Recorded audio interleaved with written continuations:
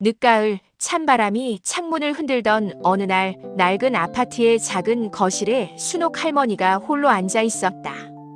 이른이 넘은 그녀의 등은 세월의 무게에 굽어 있었지만 눈빛만은 여전히 따뜻하고 깊었다. 벽에 걸린 낡은 가족 사진 속에는 어린 세 자녀가 해맑게 웃고 있었다. 민수, 지영, 그리고 막내 정훈. 그들은 이제 각자의 가정을 꾸리고 삶의 무게를 짊어진 어른이 되었다. 하지만 그들의 삶은 순탄치 않았고 그 무게는 알게 모르게 순옥의 어깨를 짓누르고 있었다. 순옥은 매달 연금으로 생활했지만 그것만으로는 턱없이 부족했다. 맏아들 민수는 몇 년 전 시작한 사업이 어려워지면서 종종 순옥에게 손을 벌렸다. 엄마, 이번 달만 좀 다음 달엔 꼭 갚을게. 민수의 목소리에는 절박함이 묻어 있었고 순옥은 차마 외면할 수 없었다. 둘째 딸 지영은 남편의 실직으로 아이들 학원비조차 감당하기 힘들어했다. 엄마, 애들 학원비가 급해서 그런데. 지영의 눈물 섞인 목소리는 순옥의 마음을 아프게 했다. 막내 정우는 지병을 앓는 아내의 병원비 때문에 늘 허덕였다. 엄마, 이번 달 병원비가 너무 많이 나와서.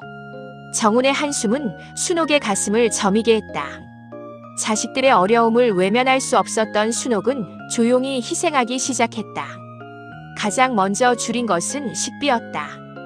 반찬은 김치와 콩나물 무침이 전부였고 고기나 생선은 명절에나 겨우 맛볼 수 있었다. 난방비가 아까워 한겨울에도 전기장판 하나에 의지했고 낡은 옷은 기워 입고 또 기워 입었다. 그러다 더 이상 아낄 것이 없어지자 순옥은 장롱 깊숙이 넣어두었던 결혼 반지와 패물들을 하나둘씩 팔기 시작했다. 딸에게 물려주려 아껴두었던 것들이었지만 자식들의 눈물 앞에서는 아무것도 아니었다. 어느 날 순옥은 오래된 사진첩을 꺼내 들었다. 빛바랜 사진 속에서 어린 민수가 해맑게 웃고 있었다. 그때 민수는 순옥에게 엄마, 내가 나중에 돈 많이 벌어서 엄마 호강시켜줄게 라고 말했었다. 순옥은 희미하게 웃었다. 호강은커녕 자신이 짐이 되는 것 같아 미안한 마음뿐이었다. 자식들은 순옥의 희생을 알지 못했다. 그저 엄마가 여유가 있다고 자신들을 이해해준다고 생각할 뿐이었다. 순옥은 그들에게 짐이 되고 싶지 않아 자신의 어려움을 단 한 번도 내비치지 않았다. 그저 괜찮다고 걱정 말라고 말할 뿐이었다. 그의 겨울, 유난히 추운 날이었다. 정우는 아내의 병원비 문제로 어머니에게 전화를 걸려다 멈칫했다. 매번 돈을 빌리는 것이 죄송스러웠다. 대신 어머니께 김장김치를 가져다 드릴 겸 불쑥 아파트를 찾아갔다. 현관문을 열고 들어선 순간 정우는 싸늘한 공기에 몸을 움츠렸다. 보일러를 틀지 않은 듯 집안은 냉골이었다. 엄마, 왜 이렇게 추워? 보일러 안 틀었어. 순옥은 당황하며 손사래를 쳤다. 아니야, 괜찮아. 내가 추위를 잘 안 타서. 하지만 정훈의 눈에 들어온 것은 얇은 이불을 덮고 있는 어머니의 모습과 텅 비어있는 냉장고였다. 반찬이라곤 김치 한 통과 시든 콩나물 뿐이었다. 그리고 식탁 위 우연히 열려있던 통장에는 잔고가 거의 바닥나 있었다. 정우는 가슴이 철렁 내려앉았다.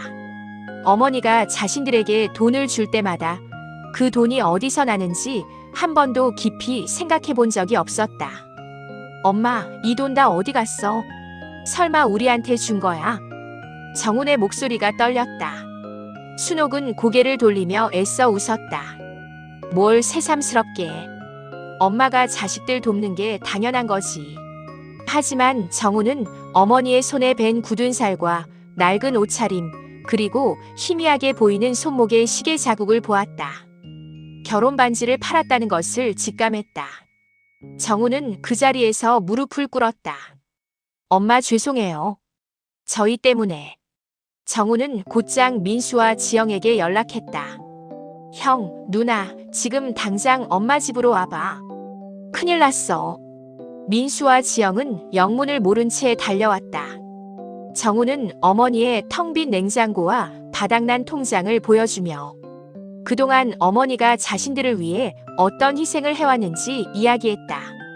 민수는 자신이 사업 자금을 빌릴 때마다 어머니가 며칠 밤낮을 고민했다는 것을, 지영은 아이들 학원비를 보태줄 때마다 어머니가 끼니를 거르셨다는 것을 알게 되었다. 그들은 충격과 함께 밀려오는 죄책감에 고개를 들지 못했다. 엄마, 저희가 너무 불효했어요.